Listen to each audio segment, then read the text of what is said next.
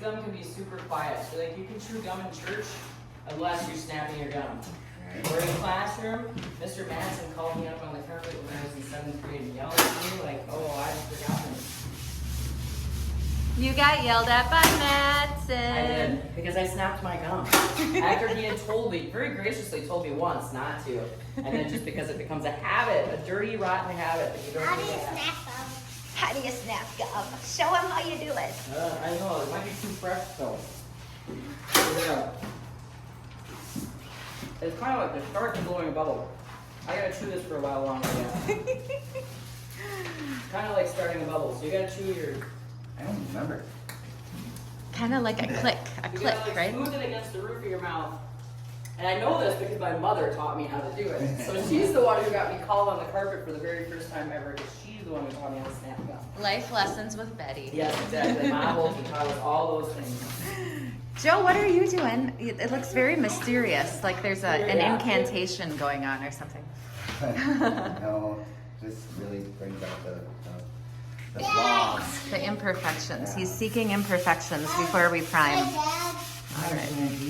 Dad.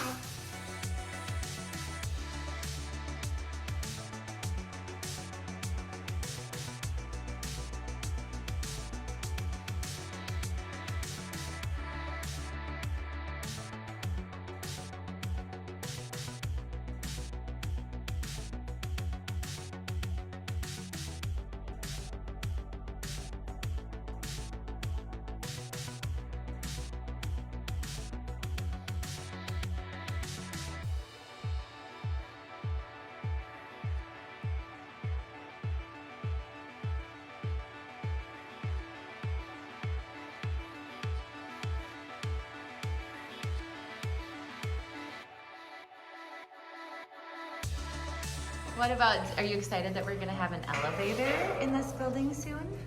Are you gonna go on an elevator ride?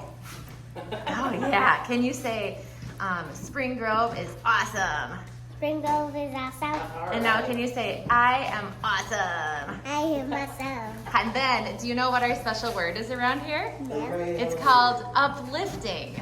And so I'm gonna have you say, I am uplifting. I am lifting. Yeah, you sure are, bud. All right, thanks to our crew today. Super Saturday. Woo! We're uplifting.